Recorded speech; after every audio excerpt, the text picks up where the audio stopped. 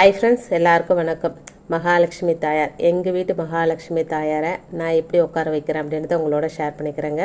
ஒரு தட்டில் 5 ரூபாய் நோட்டுங்க, 5 ரூபாய் நோட்டு வச்சு அதுக்கு மேலே மகாலட்சுமி தாயார், அதோட ஸ்ரீயந்திரம், அதாவது ஸ்படிகத்தில் வந்த ஸ்ரீயந்திரம் மகாலட்சுமி தாயாருக்கு முன்னாடி வைக்கிறேங்க.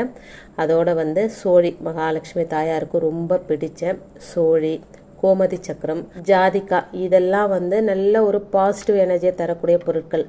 அது மகாலட்சுமி தாயார் பக்கத்தில் இருக்கும்போது மகாலட்சுமி தாயார் நிரந்தரமாக நம்ம வீட்டிலே தங்கிடுவாங்க அப்படின்றது ஒரு நம்பிக்கைங்க. இதெல்லாம் தான் வைக்கணும் அப்படின்ற அவசியம் கிடையாதுங்க. என்கிட்ட இருக்கிறதுனால இதில் மேலே நான் உட்கார வச்சுருக்கிறேன். நீங்கள் சோழியும் கோமதி சக்கரம் இருந்தால் கூட போதுங்க. நீங்கள் ஒரு தரம் இந்த மாதிரி ட்ரை பண்ணி பாருங்கள். உங்கள் வீட்டில் மகாலட்சுமி தாயார் ஃபோட்டோஸ் எல்லாம் இருந்தது அப்படின்னா நீங்கள் அந்த சோழியும், மெயினாக ஜாதிக்கா, பணத்தை ஈர்க்கக்கூடிய ஒரு பொருள் அப்படின்னு பார்த்தா ஜாதிக்கா, சோழிங்க, ட்ரை பண்ணி பாருங்கள். இது கட்டாயம் கிடையாதுங்க. நான்